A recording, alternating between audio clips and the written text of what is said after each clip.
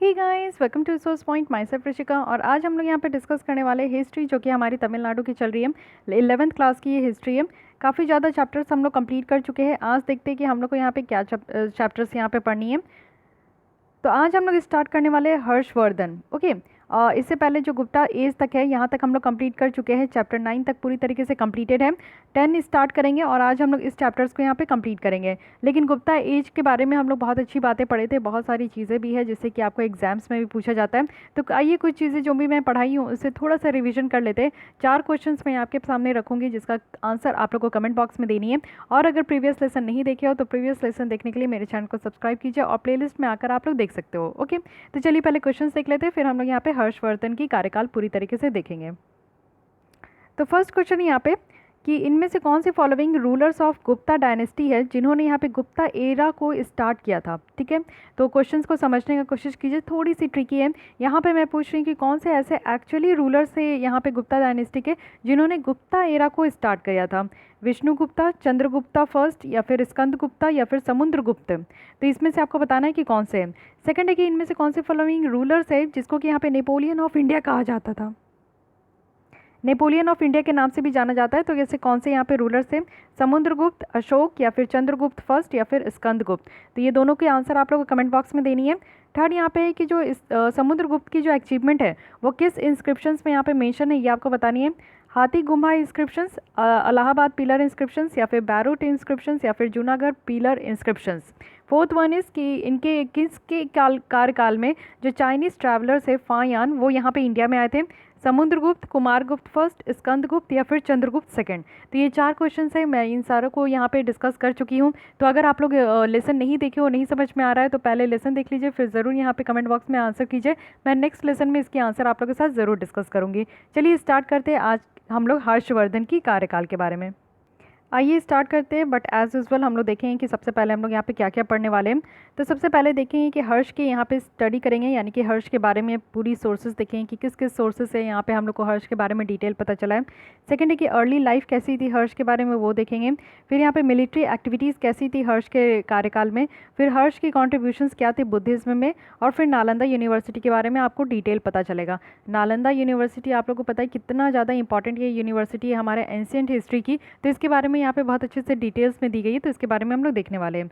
चलिए स्टार्ट करते हैं। लास्ट हम लोग देखिए गुप्ता इंपायर। तो गुप्ता इंपायर की यहाँ पर डिक्लाइन होने के बाद इसमें बहुत सारे पॉलिटिकल डिसऑर्डर हो गए थे। फिर हमारे नॉर्थ इंडिया में जो है ना डिसयूनिटी हो गई थी, यानी कि जितने भी आपके भाग थे नॉर्थ इंडियन के वो छोटे छोटे टुकड़ों में बंटने लगे। जैसे कि पहले था ना कि लोग अपने अपने हिसाब से रहते थे, लेकिन जब हमारे इंडिया में अलेक्जेंडर आए थे तो अलेक्जेंडर के जाने के बाद, यानी कि उनकी तो मृत्यु ही हो गई थी, तो इंडिया में ही आए थे और वो जब रिटर्न हो रहे थे मैकेडोनिया तो उनके रास्ते में ही मृत्यु हो गई थी। लेकिन उनकी मृत्यु होने के बाद क्या समझ में आया था हमारे इंडिया में, एक नया तरीके के रिफॉर्म्स देखने को मिली थी, और वो रिफॉर्म्स थी यूनिफिकेशन, यानी कि लोग जो है एकजुट होकर रहना सीख गए थे, तो यूनिटी हमारे यहाँ आ गई थी। लेकिन गुप्ता इंपायर में हम लोग क्या देखे थे कि सारी चीज़ों को जो है ना उन्होंने अपने अंदर अधीन कर ली थी। मैक्सिमम एरिया को, मैक्सिमम रीजन को उन्होंने अपने शासनकाल में अपने एम्पायर के अधीन उन्होंने कर लिया था।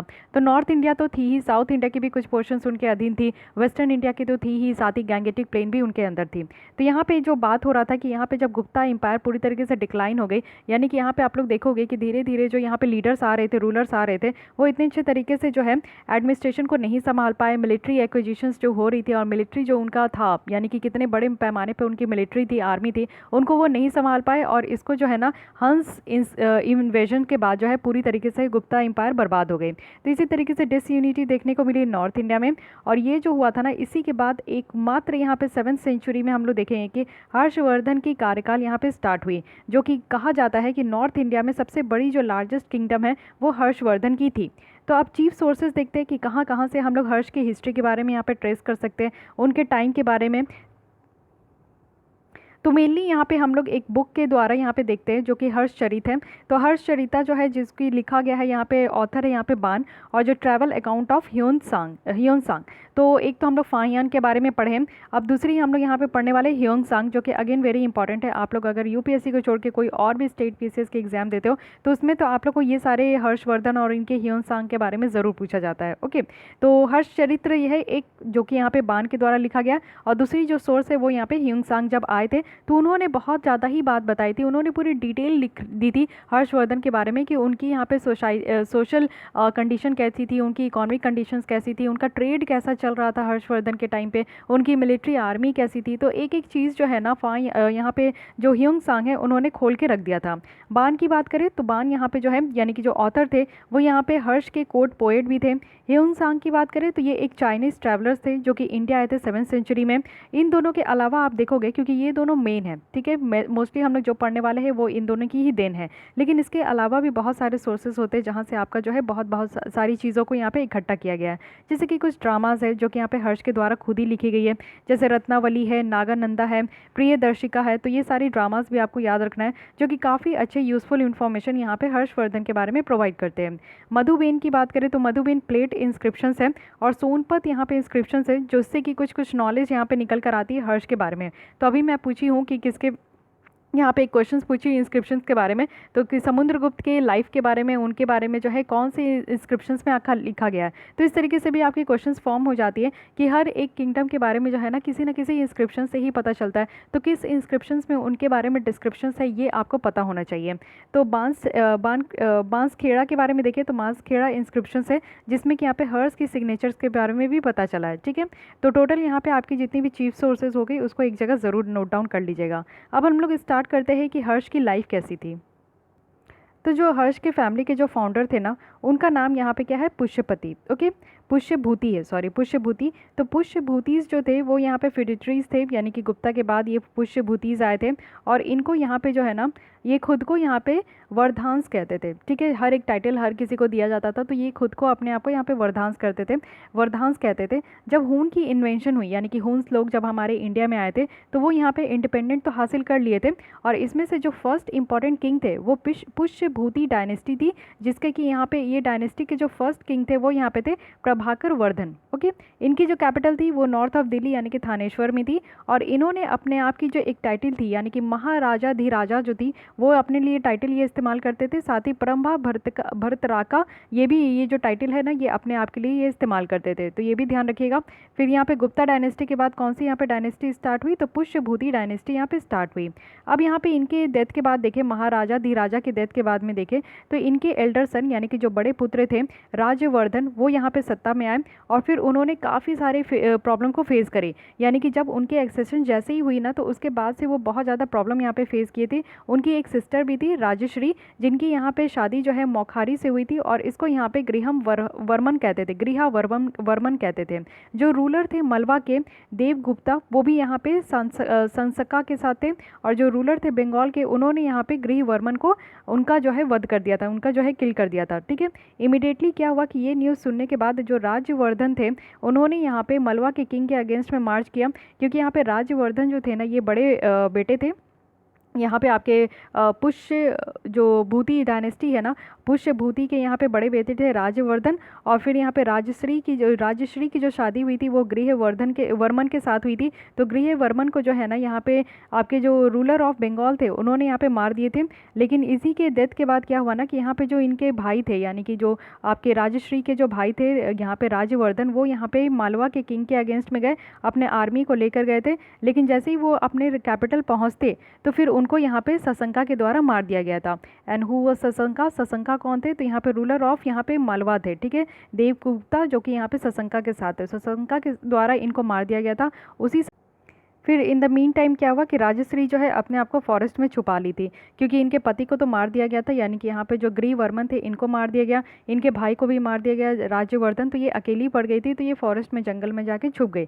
उसके बाद यहाँ पे हर्ष आए और हर्ष जो है ना उनके ब्रदर के बाद आए जो कि थानेश्वर में उन्होंने अपने सत्ता को हासिल करी। इनकी पहली रिस्पॉन्सिबिलिटी ये थी कि वो अपने बहन को यहाँ पे रेस्क्यू करना चाह रहे थे और बदला लेंगे, यानी कि उनके भाई को भी मारा गया और उनके ब्रदर इन लॉ को भी मारा गया, यानी कि उनके बहन के पति को भी मारा गया। तो उसी का बदला लेने के लिए सबसे पहले जो है ना वो अपनी बहन को यहाँ पे रेस्क्यू किए। इनकी फर्स्ट जो रेस्क्यू थी यानी कि उन्होंने अपनी बहन को रेस्क्यू करा और इनकी बहन जो एक नेचर अडॉप्ट कर ली थी वो इमोर्टल का नेचर अडॉप्ट कर ली थी। इमोर्टल कहने का मतलब है कि जो कभी भी नहीं मरता, यानी कि अमर हो जाता है इंसान, तो वो ऐसे जो है अपने ऊपर ये नेचर अडॉप्ट कर ली थी।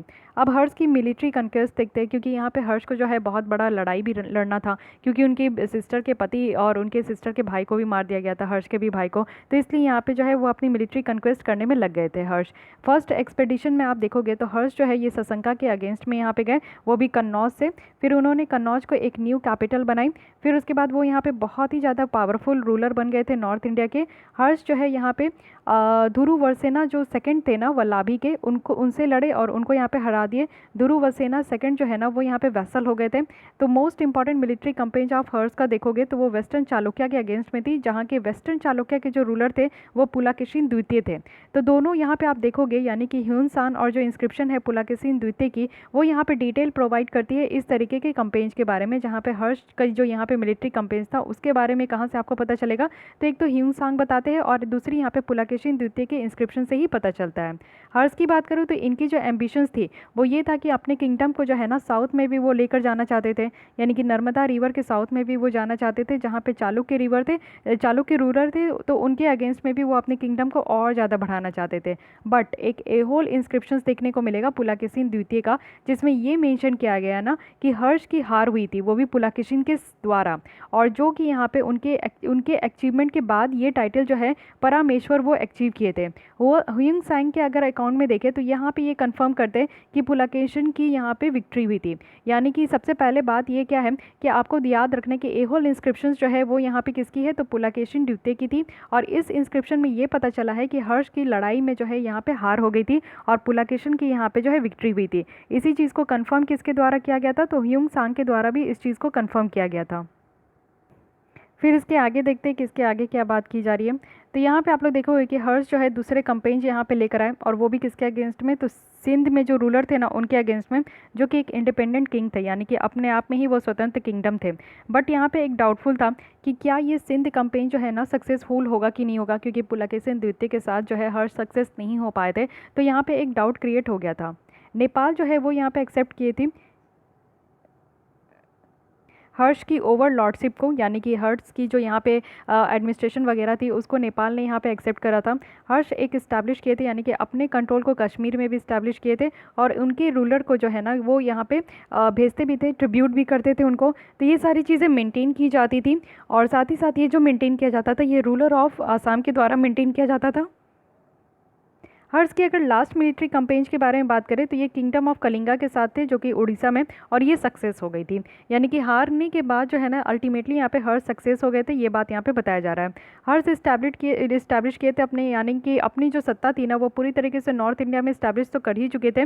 और रीजन, यानी कि इनके अंदर कौन कौन सी रीजन थी, तो राजस्थान, पंजाब, यूपी, बिहार, उड़ीसा थे, जो कि इनके डायरेक्ट कंट्रोल में थी। बट इनका जो स्फेयर ऑफ इन्फ्लुएंस है वो यहाँ पे बहुत ज़्यादा एक्सटेंसिव था। कुछ स्टेट थे जैसे कि कश्मीर, सिंध, वल्लाभी, कामारूपा, तो ये सारे भी ऐसे स्टेट थे ना जो कि इनके बातों से, इनके जो काम करने का तरीका था, इनसे काफ़ी ज़्यादा इन्फ्लुएंस होते थे, और इन्हीं की सारी चीज़ों को वो अपनी सॉवरेनिटी भी मानते थे।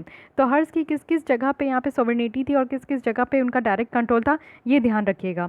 अब हम लोग इससे पहले बुद्धिज्म में गुप्ता में बात किए थे कि वहाँ पे बुद्धिज्म की जो प्रचलित थी ना वो ख़त्म हो गई थी और ब्राह्मणिज्म में बहुत ज़्यादा निकल कर आ रही थी। इवन आप लोग देखोगे कि गैंगेटिक वैली में भी ये बताया जा रहा था कि वहाँ पे ब्राह्मणिज्म का बहुत ज़्यादा प्रचार प्रसार हो रहा है। बट हर्ष किसको मानते थे, तो हर्ष यहाँ पे बुद्धिज्म को मानते थे। अर्ली लाइफ में क्या हुआ कि हर्ष जो है ना वो यहाँ पे डिवोट थे शिव के, लेकिन बाद में वो यहाँ पे हिनाय बुद्धिज्म को मानने लगे थे। जब ह्यून सांग आए थे तो उन्होंने यहाँ पे इनको महायान बुद्धिज्म में कन्वर्ट किया था। तो अब यहाँ पे बुद्धिज्म की दो पार्ट है, हिनाय बुद्धिज्म और महायान बुद्धिज्म। तो इन दोनों के बारे में आपको बेसिक डिफरेंस पता होना चाहिए। आइए पहले बेसिक डिफरेंस देख लेते हैं। तो ये बेसिक डिफरेंस देख लीजिए हिनायना और महायाना के बारे में। तो हिनायना जो थे ना वो ओरिजिनल जो टीचिंग थी बुद्धा के उसमें बिलीव करते थे। महायाना की बात करूँ तो ये हेवनली लेस जो बुद्धा के थे ना उन पे बिलीव करते थे, यानी कि बुद्धा जो एक्चुअली बताते थे, जो एक्चुअली वो समझाने का कोशिश करते थे, उन चीज़ों को कौन मानता था, हिनायने मानते थे। लेकिन बुद्धिज्म की कुछ हेवनली लेस बात भी थी, यानी कि यहाँ पे उनकी जो बात थी ना वो लोगों के द्वारा और ज़्यादा प्रचार प्रसार करते करते और सारी जो बातें थी ना उसको भी ये बिलीव करते थे। तो ये लोग थे जो थे वो महायाना थे। लेकिन जो मेन डिफरेंस है, आपको अगर डिफरेंस करना है कि हिनायना महायाना कौन थे, तो ये इनके वर्शिप के कैटेगरी से समझ में आता है। महायाना वो लोग होते थे जो कि यहाँ पे आइडल वर्शिप करते थे। जैसे आज के डेट में भी हम लोग मूर्ति का पूजा करते हैं, जैसे कोई भी भगवान है, शिव है, विष्णु है, गणेश जी है, लक्ष्मी जी है, सबके हम लोग मूर्ति की पूजा करते हैं। तो ये होते हैं महायाना बुद्धिज्म में। लेकिन जो यहाँ पे आइडल वर्शिप पे यहाँ पे बिलीव नहीं करते थे, यानी कि जो मूर्ति की पूजा नहीं करते थे, उनको लगता था कि सबके गॉड एक ही है, गॉड बस एक ही है, और ये जो है है सन की पूजा करते थे, या फिर ये किसी भी इंद्र की पूजा करते थे, या फिर हवा की वायु की पूजा करते थे। तो इस तरीके के बुद्धिज्म को हम लोग हिनायना बुद्धिज्म कहते हैं। सो ये मेजर डिफरेंस है, ये समझ के रखिएगा कि हिनाया और महायाना बुद्धिज्म में आप लोग यहाँ पे डिफरेंस कैसे करोगे। बाकी सारी बातें जो है ना यहाँ पे लमसम एक ही देखने को मिलेगा। हिनायना में क्या है कि पाली लैंग्वेज यूज़ होती थी, महायाना में क्या है कि संस्कृत लैंग्वेज यूज़ होती थी। साथ ही साथ हिनाया बुद्धिज्म की आप देखोगे तो मेजोरिटी ये जो प्रिवेल थी ना, ये साउथ ऑफ इंडिया में थी, जैसे कि दूसरे दूसरे कंट्री में हो गया, श्रीलंका, बुर्मा और यहाँ पे थाईलैंड और जावा में। वहीं अगर महायाना बुद्धिज्म की बात करूँ तो ये नॉर्थ ऑफ इंडिया में ज़्यादा थे, जैसे कि चाइना, कोरिया, जापान। तो ये सारी बातें याद रखना है।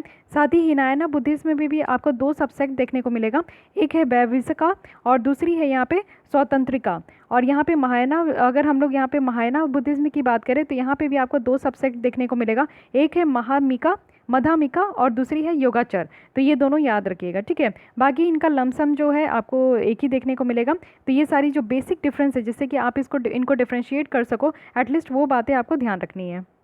तो यहाँ पे क्या बताया जा रहा है कि हर्ष जो थे वो पहले यहाँ पे हिनायना बुद्धिस्ट थे, यानी कि वो यहाँ पे आइडल वर्शिप के नहीं मानते थे। पाली लैंग्वेज में यहाँ पे हिनायना बुद्धिस्ट थी, लेकिन उनके बाद जो है इनको महायाना बुद्धिज्म में कन्वर्ट कर दिया गया, जिसमें कि ये आइडल वर्शिप करना स्टार्ट कर दिए थे। हर्ष यहाँ पे प्रोहिबिट करते थे, यानी कि किस किस चीज़ को ये नहीं पसंद करते थे, रोकते थे अपने शासनकाल में। तो एनिमल फूड का इस्तेमाल करना, यानी कि खाने में जो है एनिमल फूड को ये रोकते थे, और साथ ही पनिश भी करते थे उन सारे लिविंग बींग को जो कि इस तरीके से किसी भी जानवर को अगर मारते थे। तो उसके बाद क्या हुआ कि ये थाउजेंड्स ऑफ स्तूपास को भी ये इरेक्ट कर चुके थे। साथ ही बहुत सारे जो ट्रैवलर्स यहाँ पे rest all over his kingdom establish किए थे, तो उनको भी ये हटा दिए थे। फिर उसके बाद आप देखोगे कि 5 ईयर्स में क्या हुआ कि ये गैदरिंग किए थे, यानी कि जितने भी रिलीजन्स हैं उनके रिप्रेजेंटेटिव के साथ वो गैदरिंग किए थे, उनको ऑनर भी किए, यानी कि उनको अच्छे खासे जो है कॉस्टली प्रेजेंट दिए, गिफ्ट दिए। फिर यहाँ पे जो है ना बुद्धिस्ट मॉन्क को भी वो बुलाए थे एक साथ, उनके साथ भी डिस्कस किए, एग्जामिन किए कि बुद्धिस्ट की डॉक्ट्रिन कैसी है। तो इसके बारे में यहाँ पे आप लोग को पता चल गया कि यहाँ पे जो हर्षवर्धन थे वो यहाँ पे बुद्धिस्ट को मानते थे, लेकिन बाद में ये महायाना बुद्धिस्ट बन गए थे, ठीक है, आइडल वर्शिप पे बिलीव करते थे। तो ये देखिए ये ह्यूंग सांग है जो कि चाइनीज़ ट्रैवलर है, ये हमारे कंट्री में आए थे। अब यहाँ पे देखते हैं कन्नौज असेंबली क्या है। हर्ष जो है एक रिलीजियस असेंबली को भी ऑर्गेनाइज किए थे, वो भी कन्नौज में, जिसमें कि जितने भी चाइनीज़ पिलग्रिम है ना जो घूमने आते हैं हमारे इंडिया में, उनको ऑनर किया जाए। इसमें से एक कौन है, ह्यूंग सांग भी है। साथ ही ये इन्वाइट किए थे सारे रिलीजन सेक्ट के रिप्रेजेंटेटिव को भी, और यहाँ पे जो इसको अटेंड किया गया था ये 20 आप लोग देखो किंग्स के द्वारा 1000 स्कॉलर्स थे जो कि नालंदा यूनिवर्सिटीज़ से थे, 3000 हिनायनिस्ट थे और महायानिस्ट थे, और 3000 यहाँ पे ब्राह्मणिज्म और जैन थे। तो इस तरीके से कन्नौज असेंबली में इतने सारे लोग जो है वो यहाँ पे एकजुट हुए थे। ये जो असेंबली थी ये कंटिन्यूस आपकी 23 डेज तक चली। फिर यहाँ पे ह्यूंग सांग जो है वो एक्सप्लेन किए थे कि महायाना डॉक्ट्रिन की क्या यहाँ पे इंपॉर्टेंस है, फिर उनकी सुपीरियरिटी को किस तरीके से दूसरे के ऊपर भी इस्टेब्लिश करनी है। तो ये सारी चीज़ थी, यहाँ पे आप लोगों को कन्नौज असेंबली के बारे में पता होना चाहिए। फाइनल डे में क्या हुआ, फाइनल डे ऑफ असेंबली में जो कि 23 डेज तक चली थी, तो एट द लास्ट डे ह्यूंग सांग को यहाँ पे ऑनर किया गया था, वो भी कॉस्टली प्रेजेंट्स के साथ। तो ये ध्यान रखिएगा। अब यहाँ पे इलाहाबाद कॉन्फ्रेंस भी है। ह्यूंग सांग जो है अपने जो भी डिस्क्रिप्शन था उसमें वो मेंशन किए है एक कॉन्फ्रेंस के बारे में जो कि यहाँ पे इलाहाबाद में हुई थी, जिसको प्रयाग भी कहते हैं। तो ये आपका एक था कॉन्फ्रेंस में से जो कि यहाँ पे कन्वे किया गया था हर्ष के द्वारा, और एक बार 5 साल में। हर्ष जो है यहाँ पे बहुत ज़्यादा यहाँ पे अपने वेल्थ को यहाँ पे दिए थे, यानी कि जो भी धन वो कमाए थे, यहाँ पे जितने भी रिलीजियस सेक्ट थे उनके मेंबर को यहाँ पे दिया गया था हर्ष के द्वारा। अगर ह्यूंग सांग के अकॉर्डिंग देखें तो हर्ष जो थे ना वो बहुत ही ज़्यादा लैविश थे, यानी कि बहुत ही ज़्यादा धनी थे, लेकिन उन्होंने अपने सारे ट्रेजरी को ख़त्म कर दिए, और वो सारे क्लोथ्स को, सारे ज्वेलर्स को, जितने भी वो पहनते थे ना, वो सारी चीज़ें दूसरों को दे दिए थे। उनकी स्टेटमेंट में ये भी दिखता है कि वो एडमायरिंग एग्जैजरेशंस भी थे, यानी कि वो एडमायर, कोई भी इंसान को वो इतना ज़्यादा एडमायर कर जाते थे ना। तो यहाँ पे हर्ष जो थे वो अपने सारी चीज़ों को ख़त्म कर दिए थे, यानी कि अपने क्लोथ्स, अपने धन, अपने ज्वेलरी वगैरह सबको दे दिए थे। ये चीज़ कहाँ से पता चला, तो ह्यूंग सांग के जो उनके द्वारा जो लिखी गई सारी चीज़ें थी उनसे पता चला। अब यहाँ पे लास्टली हम लोग देखते कि हर्ष की एडमिनिस्ट्रेशन कैसी थी, कैसा इनका कार्यकाल था। तो एडमिनिस्ट्रेशन अगर हर्ष की देखें तो काफ़ी ऑर्गेनाइज थी, वैसे ही था जैसे गुप्ता पीरियड में थी। ह्यूंग सांग जो थे वो काफ़ी ज़्यादा यहाँ पे डिटेल पिक्चर देते हैं उनके बारे में, और जो किंग थे इनके एडमिनिस्ट्रेशन में वो बहुत ही ज़्यादा अच्छे थे, पंक्चुअल थे, अपने ड्यूटीज़ को बहुत ही अच्छे से तरीके से डिस्चार्ज करते थे। साथ ही एक फ्रीक्वेंट विजिट भी देखने को मिलता था, इंस्पेक्शंस भी करते थे पूरे डोमिनियन में। साथ ही यहाँ पे जो दिन था वो इनके लिए बहुत ही जो छोटा होता था, टैक्सेशन भी जो है बहुत ही कम था, फोर्स लेबर जो है बहुत ही कम देखने को मिलेगा। 1/6 जो प्रोड्यूस था ना वो यहाँ पे लैंड टैक्स के जैसा यहाँ पे कलेक्ट किया जाता था। क्रूशियल पनिशमेंट की बात करें मौर्यन पीरियड में तो ये इस टाइम भी, हर्ष के टाइम में भी आपका कंटिन्यू था। ह्यूंग सांग जो है ना बहुत सारे ट्रायल्स को यहाँ पे कंडेम भी करते थे, जैसे बारबरस हो गए, सुपरस्टिशंस हो गए, ठीक है, तो ये सारी चीज़ों को वो नहीं मानते थे। साथ ही हर्ष की जो आर्मी थी इसमें ट्रेडिशनल 4 डिवीजन था। क्या क्या थे आर्मी में, क्या क्या थे, फुट थे, हॉर्स थे, चैरियट थे, एलिफेंट थे।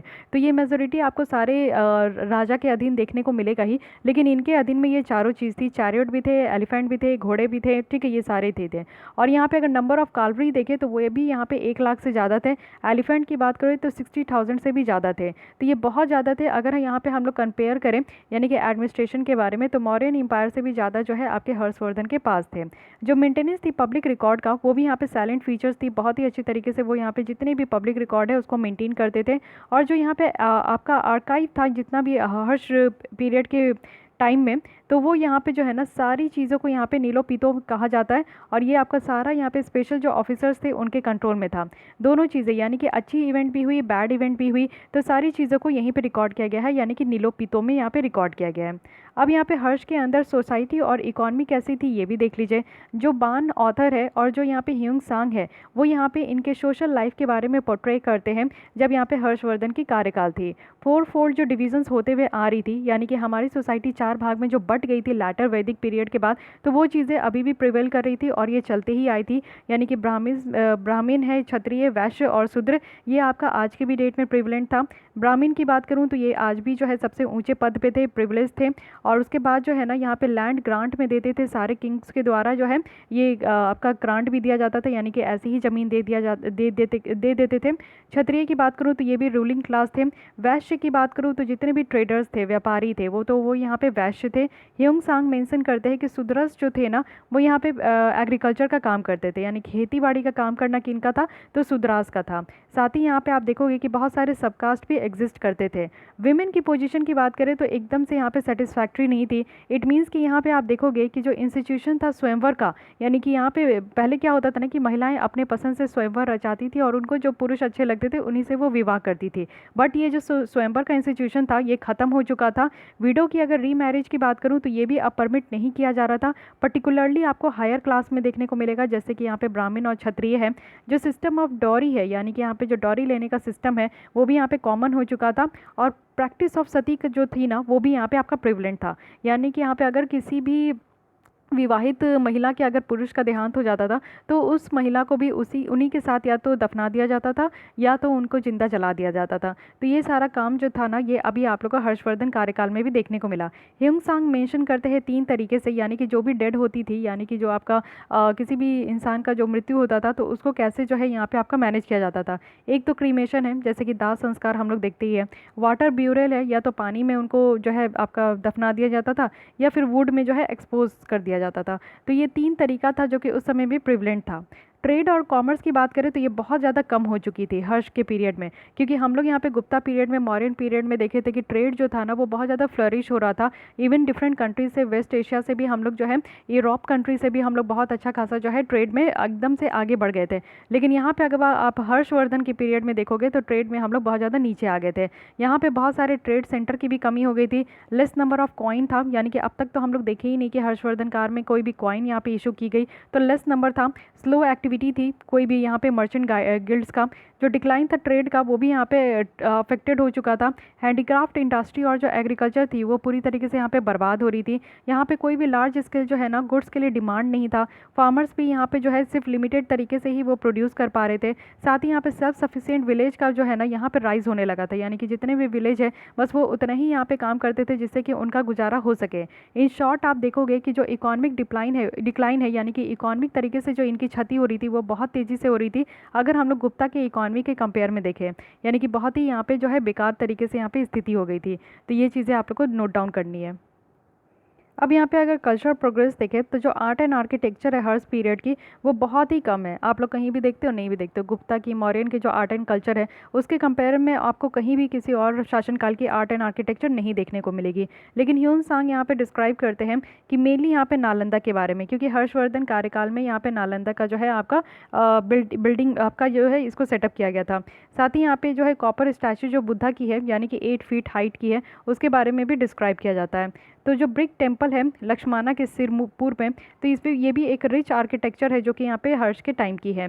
तो हर्ष एक ग्रेट पैट्रॉन थे, यानी कि लर्निंग के लिए बहुत ही ज़्यादा पैट्रॉन थे, सीखते थे ये। इनकी कुछ बायोग्राफर भी है जैसे कि बाणभट्ट है, तो इनको भी यहाँ पे रॉयल कोर्ट का एडॉन कहा जाता था, काफ़ी ज़्यादा इनको माना जाता था। हर्षचरित्र के अलावा अगर देखें तो इन्होंने यहाँ पे कादम्बरी भी लिखी है, कुछ और लिटरली फिगर भी यहाँ पे हर्ष के कोर्ट में यहाँ पे आपका लिखा गया था। तो ये सारी जो है आपको लिखने याद करने की ज़रूरत नहीं है। ये ध्यान रखिए कि नालंदा यूनिवर्सिटी जो है ना, ये काफ़ी ज़्यादा इन्हीं के द्वारा पैट्रोनाइज किया गया। यहाँ पे इंटरनेशनल रेपुटेशंस भी देखा जाता था, यानी कि एक समय आप लोग को देखने को मिलेगा कि ये सेंटर ऑफ लर्निंग थी, यानी कि नेशनल इंटरनेशनल लेवल पर यहाँ पे लोग सीखने के लिए आते थे। ह्यूंग सांग भी यहाँ पे नालंदा यूनिवर्सिटी में गए थे और बहुत सारे स्टूडेंट भी यहाँ पे आते थे। अब आते हैं बेसिकली हम लोग नालंदा यूनिवर्सिटी के बारे में देखते हैं। नालंदा यूनिवर्सिटी यानी कि एक मोस्ट फेमस आपको देखने को मिलेगा हियाना यूनिवर्सिटी ऑफ वलाबी और महायाना यूनिवर्सिटी ऑफ नालंदा, ये दोनों बहुत ज़्यादा फेमस थी उस समय में। ह्यूंग सांग जो है एक यहाँ पे वैल्यूबल अकाउंट देकर गए हैं, यानी कि उनके द्वारा बताया गया है नालंदा यूनिवर्सिटी के बारे में। और समटाइम्स नालंदा का मतलब ही होता है गिवर ऑफ नॉलेज, यानी कि यहाँ पे नॉलेज का प्रदान करना, इसका मतलब ही होता है नालंदा। ओके, नालंदा का ये मतलब ही होता है, तो ये भी ध्यान रखिएगा। अगर आप लोग अभी 64 BPSC mains BPSC 64 BPSC mains के रिजल्ट की वेट कर रहे हो, और अगर आप लोग इंटरव्यू की प्रिपरेशन कर रहे हो, आपको लगता है कि मेंस में अगर आप लोग पॉजिटिव रिजल्ट का होप कर रहे हो और इंटरव्यू की अगर आप लोग यहाँ पे कर रहे हो, प्रिपरेशन कर रहे हो और नालंदा जिला से बिलोंग करते हो ना, तो ज़रूर ये चीज़ ध्यान रखिएगा, क्योंकि समटाइम्स इस तरीके से भी चीज़ें पूछ ली जाती है इंटरव्यू में। तो नालंदा का मीनिंग ही है गिवर ऑफ नॉलेज। साथ ही साथ ये इसका जो फाउंडेशन हुआ था हम लोग ऑलरेडी देख चुके हैं कि गुप्ता पीरियड में जो कुमार गुप्त फर्स्ट थे उनके द्वारा इनका फाउंडेशन किया गया था। फिर उसके बाद जो है इनको मेंटेन करके रखा गया हर्षवर्धन के द्वारा, और इनके जो प्रोफेसर थे इनको यहाँ पे पंडित कहा जाता था। कुछ जो यहाँ पे रिनॉन प्रोफेसर्स थे जैसे कि यहाँ पे आपके डिंगनागा धर्मपाल है, और यहाँ पे आपका सीरामाती है, शिलाभद्र है, धर्मपाल है जो कि यहाँ पे नेटिव थे कांचीपुरम के, और यहाँ पे जो है ये हेड बन गए थे नालंदा यूनिवर्सिटी के। नालंदा यूनिवर्सिटी की बात करूँ तो एक रेसिडेंशियल यूनिवर्सिटी है, यानी कि जैसे कि आप लोग हॉस्टल वगैरह आज के डेट में कहते हैं हम लोग, जहाँ पे रहते भी है और पढ़ते भी हैं। एजुकेशन यहाँ पे फ्री था, यानी कि बोर्डिंग और लॉजिंग यहाँ पे सब कुछ फ्री थी, और ये मेंटेन किया जाता था रेवेन्यू जो कि यहाँ पे 100 से 200 विलेज तक यहाँ पे आपका दिया जाता था, और डिफरेंट जो है रूलर्स के द्वारा। आप लोग को ये देखने तो मिलेगा ही कि ये महायाना यूनिवर्सिटी है, लेकिन फिर भी यहाँ पे रिलीजियस सब्जेक्ट आपको डिफरेंट देखने को मिलेगा। जो पढ़ाया जाता था उसमें से एक वेद भी थे, हिनायना डॉक्ट्रिन भी पढ़ाया जाता था, संख्या है, योग, फिलॉसफीज है, तो ये सारी चीज़ें वहाँ पे पढ़ाई जाती थी। जनरल सब्जेक्ट भी होते थे जैसे कि लॉजिक है, ग्रामर है, एस्ट्रोनॉमी है, मेडिसिन है, ये सारे उस समय सिलेबस में हुआ करता था। यहाँ पे आप लोग देखोगे कि सिर्फ हमारे इंडिया के डिफरेंट पार्ट के ही स्टूडेंट यहाँ पे अट्रैक्ट नहीं होते थे, बल्कि यहाँ पे ईस्ट के भी डिफरेंट कंट्रीज़ के बच्चे भी यहाँ पे पढ़ने आते थे। एडमिशन जो होता था एक एंट्रेंस एग्ज़ाम के थ्रू यहाँ पे एडमिशन होता था, और ये जो इंट्रेंस टेस्ट था ये इतना डिफ़िकल्ट था कि यहाँ पे सिर्फ not more than 30% he candidate यहाँ पे सक्सेस हो पाते थे। तो ये थोड़ा बहुत डिफ़िकल्ट भी होता था, जिससे कि आप लोग देखते हो कि मेधावी छात्र यहाँ तक पहुँच पाते हैं। डिसिप्लिन बहुत ज़्यादा स्ट्रिक्ट था, more than lecturers discipline discussions जो है एक इंपॉर्टेंट पार्ट थी। मीडियम ऑफ इंस्ट्रक्शंस क्या था, संस्कृत थी, संस्कृत लैंग्वेज इस्तेमाल होता था। रिसेंट अगर हम लोग आर्कोलॉजिकल एग्जीबिशन से देखें तो यहाँ पे कुछ चीज़ें बताया गया है कि कैसे जो है नालंदा यूनिवर्सिटी को बर्बाद किया गया। यहाँ पे बहुत सारी चीज़ें देखने को मिली, क्योंकि सेंटर ऑफ लर्निंग थी, तो इसको जो है धीरे धीरे इनकी जो है आप लोग देखोगे कि आज के डेट में जो है ये अट्रैक्शंस इसकी ख़त्म हो गई है।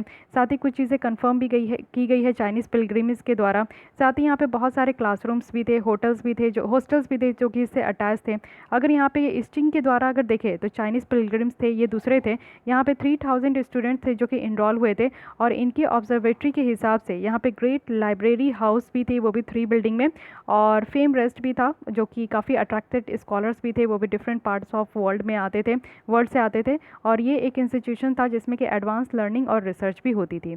तो डिटेल यहाँ पे आपका नालंदा यूनिवर्सिटी के बारे में बताया गया है, तो इसको ध्यान रखिएगा। अब यहाँ पे देखिए कि हम लोग क्या क्या पढ़ चुके हैं। तो सोर्सेज देख लिए हर्ष के बारे में, ट्रैवल देख लिए हम लोग ह्यूंग सांग के बारे में, अर्ली लाइफ के बारे में देखे, उनकी मिलिट्री यहाँ पे एडवेंचर्स के बारे में देखे, साथ ही यहाँ पे बुद्धिज्म के बारे में उनके देखे, और Kannauj assembly, socio economic condition देखे, कल्चर डेवलपमेंट देखे, एंड लास्टली यहाँ पे नालंदा यूनिवर्सिटी देखे। तो आइए मैं फिर से एक बार समराइज़ कर देती हूँ जिससे कि पॉइंट्स आपके माइंड में क्लियर हो जाए। तो स्टार्ट कीजिए सोर्सेज से। सबसे पहले जो दो मेन सोर्सेज है हर्षवर्धन की, और इसमें से पहली कौन सी है तो हर्षचरित, जो कि लिखा गया है बान के द्वारा, और दूसरी है ह्योंगसांग, जो कि चाइनीज़ ट्रैवलर थे, वो आए थे, तो उनके बारे में, उनके द्वारा जो है बहुत ज़्यादा चीज़ जो है यहाँ पे एनालाइज किया गया था, उनके बारे में, उनके द्वारा जो है काफ़ी चीज़ें बताई गई थी हर्षवर्धन के बारे में। उसके अलावा जो है यहाँ पे काफ़ी ज़्यादा ड्रामा भी लिखा गया था हर्षवर्धन के द्वारा, जो कि यहाँ पे एक है आपको देखने को मिलेगा रत्नावली है, फिर उसके बाद आपको यहाँ पे देखने को मिलेगा कि प्रियदर्शिका है, फिर यहाँ पे आपका नागानंदा है। तो तीन ऐसे ड्रामा थे जो कि यहाँ पे हर्षवर्धन के द्वारा लिखे भी गए थे। साथ ही यहाँ पे आप लोग देखोगे कि कुछ इंस्क्रिप्शन है जिनसे कि इनके बारे में कुछ सोर्सेज भी पता चलती है। तो टोटल 3 इंस्क्रिप्शन है। फर्स्ट है यहाँ पे मधुबेन प्लेट इंस्क्रिप्शन, सेकंड है यहाँ पे आपका सोनपत इंस्क्रिप्शन, एंड थर्ड है यहाँ पे भांसखरा इंस्क्रिप्शन। तो 3 इंस्क्रिप्शन से भी इनके बारे में यहाँ पे सोर्सेज का पता चलता है। अब स्टार्ट करते हैं डायनेस्टी, जो आपकी गुप्ता डायनेस्टी थी उसके बाद स्टार्ट हुई पुष्यभूति डायनेस्टी। पुष्यभूति डायनेस्टी के यहाँ पे जो रूलर थे सबसे पहले पुष्यभूति थे। इनके डेथ के बाद यहाँ पे इनके बेटे आए जो कि थे राजवर्धन, और राजवर्धन के बाद जो है इनकी डेथ हो गई थी, तो इनके ब्रदर यहाँ पे आए जो कि हर्षवर्धन है। ठीक है, हर्षवर्धन में आप देखोगे कि इसमें से भी एक आपका आता है एहोल इंस्क्रिप्शन। तो एहोल इंस्क्रिप्शन किसकी थी तो पुलाकेशिन द्वितीय की थी, जिसमें ये बताया गया था कि जो हर्षवर्धन की यहाँ पे युद्ध हुई थी पुलाकेशिन के साथ, तो इसमें हर्षवर्धन की हार हुई थी। ओके, फिर हर्षवर्धन के बारे में अगर यहाँ पे डिटेल में देखें तो हर्षवर्धन पहले यहाँ पे जो है हिनायाना बुद्धिस्ट थे, जो कि यहाँ पे कोई भी आइडल वर्शिप को नहीं मानते थे। उसके बाद जो है ह्योंगसांग के द्वारा इनको कन्वर्ट किया गया था महायाना बुद्धिस्ट में, जो कि यहाँ पे आइडल वर्शिप को मानते थे। So some of the major difference between Hinayana Buddhist and Mahayana Buddhist. Hinayana Buddhist में आपको 3 बातें याद रखनी है कि यहाँ पे कोई भी आइडल वर्शिप को यहाँ पे आपका नहीं माना जाता था, कोई भी आपकी मूर्ति पूजन को नहीं माना जाता था। सेकेंड चीज़ कि यहाँ पे पाली लैंग्वेज का इस्तेमाल होता था, एंड थर्ड चीज़ कि यहाँ पे आपको साउथ इंडिया में ज़्यादा देखने को मिलेगा हिनायाना बुद्धिस्ट के जितने भी पैट्रॉन्स थे, जैसे कि आपको यहाँ पे श्रीलंका में, बुर्मा में, थाईलैंड में, ये सारे कंट्रीज़ में देखने को मिलेगी। व्हाट अबाउट महायाना, तो महायाना बुद्धिस्ट में अगर हम लोग देखें तो ये आइडल वर्शिप को यहाँ पे बहुत ज़्यादा पैट्रोनाइज करते थे। सेकंड थिंग कि यहाँ पे आपके संस्कृत लैंग्वेज को माना जाता था। थर्ड है कि यहाँ पे नॉर्थ इंडिया में इसकी ज़्यादा प्रचलित थी, जैसे कि चाइना हो गई, ठीक है, ये सारे कंट्रीज़ में आपको देखने को मिलेगा। उसके बाद आते हैं एडमिनिस्ट्रेशन के बारे में। तो एडमिनिस्ट्रेशन अगर आप देखोगे तो बहुत ही अच्छा था यहाँ पे हर्षवर्धन का, इवन इतना अच्छा था कि इसको मौर्यन एम्पायर से भी बेटर माना जा रहा था। उसके बाद अगर यहाँ पे इनकी सोसाइटी के बारे में बात करें कि इनके यहाँ पे सोसाइटल नेचर कैसा था, तो यहाँ पे कास्ट डिवीजन एज यूजुअल था, विडो री मैरिज को यहाँ पे ख़त्म कर दिया गया था, इवन यहाँ पे सती का प्रैक्टिस हो रहा था। साथ ही यहाँ पे जो है आपका डाउरी सिस्टम यहाँ पे था, एबॉलिश कर दिया गया था जो स्वयंवर वगैरह था, यानी कि विमेन की जो पोजीशन है वो पूरी तरीके से डिट्रॉइट हो गई थी। इकॉनमिक कंडीशन की बात करें तो इकॉनमिक कंडीशन भी यहाँ पे बहुत अच्छी नहीं थी, धीरे धीरे जो है यहाँ पे सारी चीज़ें पतन होने लगी, और ये लेस दिन बताया जा रहा है कि मौर्यन की जो इकॉनमिक कंडीशन है उससे भी बुरी हालत यहाँ पे हर्षवर्धन की हो गई थी। वहीं अगर हम लोग बात करें कल्चर की, तो कल्चर में अगर बात करें तो कल्चर में आपको खास कुछ देखने को नहीं मिलेगा। आर्ट एंड आर्किटेक्चर जो हर्षवर्धन के अंदर है वो यहाँ पे उतने ज़्यादा नहीं थी, इनके अंदर में उतना ज़्यादा आर्ट एंड आर्किटेक्चर फ्लरिश नहीं हुई थी, और ये गुप्ता पीरियड से बहुत ज़्यादा कम बताया जा रहा है। लेकिन कुछ भी आप लोग को याद रखना चाहिए, 2-3 यहाँ पे है। जैसे फर्स्ट तो आप लोग को आर्ट एंड आर्किटेक्चर जो कि यहाँ पे हर्षवर्धन कार्यकाल में था, सबसे पहला है कॉपर स्टैचू ऑफ बुद्धा, दूसरी है यहाँ पे लक्ष्मण एट सिरपुर, ठीक है, ये दोनों आप लोग को ध्यान रखना है। ठीक है, तो ये इतनी तो बात हुई। उसके बाद आप लोग अगर देखोगे तो ट्रेड के बारे में, यस, ट्रेड जो थी वो भी यहाँ पे आपका गुप्ता एम्पायर के कंपैरिजन में बहुत कम था, ट्रेड भी डिक्लाइन हो रही थी। तो धीरे धीरे आप लोग देखे होंगे कि हर्षवर्धन में जो बहुत अच्छी चीज़ थी वो इनकी एडमिनिस्ट्रेशन थी, बाकी चीज़ें यहाँ पे गुप्ता और मौर्य एम्पायर से भी बहुत ज़्यादा लूज थी। उसके बाद हम लोग देखे हैं नालंदा यूनिवर्सिटी। तो नालंदा यूनिवर्सिटी जो है यहाँ पे आपको महायाना यूनिवर्सिटी देखने को मिलेगी। यहाँ पे जो है आपका रेजिडेंशियल यूनिवर्सिटी थी, लोग यहाँ पर आकर बैठते थे, पढ़ते थे, रहते थे, ठीक है। और नालंदा की मीनिंग है गिवर ऑफ नॉलेज। साथ ही ये यूनिवर्सिटी में ना ही सिर्फ इंडिया के ही स्टूडेंट थे, बल्कि यहाँ पे और डिफरेंट पार्ट्स ऑफ कंट्री से भी यहाँ पे स्टूडेंट आकर पढ़ाई करते थे। Okay, so this is all about Harshvardhan dynasty, Harshvardhan के बारे में। ठीक है, आइए कुछ क्वेश्चंस भी आप लोग को अगर यहाँ पे प्रैक्टिस करनी है तो आप लोग प्रैक्टिस कर सकते हो, कमेंट बॉक्स में आंसर देना है तो दे सकते हो, नहीं तो मन ही मन भी आप लोग प्रैक्टिस कर सकते हो। So original capital of Harshvardhan क्या था? पाटलिपुत्र, थानेश्वर, पेशावर या फिर दिल्ली? ऑब्वियसली यहाँ पे थानेश्वर थी। उसके बाद यहाँ पे जो है भंसकेरा इंस्क्रिप्शंस, इसमें किसकी सिग्नेचर है? तो ये आपकी हर्ष की है। कुछ फिलिंग द ब्लैंक्स आप लोग देख लो। न्यू कैपिटल जो इस्टेब्लिश किया गया था हर्ष के द्वारा, ये कौन सी है? आर्कीव जो आपकी हर्ष पीरियड की थी, तो ये इसको क्या कहते हैं? साथ ही यहाँ पे धुरु व सेना सेकंड जो थे वो किसके रूलर थे, ये आपको बतानी है। अब यहाँ पे आपका मैच दी फॉलोइंग है। बान कौन थे? साथ ही यहाँ पे धर्मपाला कौन थे? और भारती हरि हर्ष, इनके बारे में बताना है। ऑथर ऑफ 3 प्लेस या फिर आपका पोएट एंड फिलोसफर, यहाँ पे बायोग्राफर ऑफ हर्ष, या फिर हेड ऑफ नालंदा यूनिवर्सिटी। तो इसके बारे में आप लोग को बतानी है, ठीक है। तो गाइस आज के लिए बस इतनी ही रखते हैं। अगर आपको ये लेसन अच्छी लगी है तो लाइक कीजिए, हेल्पफुल लगती है तो लाइक कीजिए, अपने दोस्तों के साथ सोशल नेटवर्किंग साइट्स में भी इसको शेयर कर सकते हो। फिर भी कोई डाउट, क्वेरी, सजेशंस है तो आप लोग कमेंट कीजिए एंड मेक श्योर कि आपने मेरे चैनल को सब्सक्राइब कर लिया है। Thank you.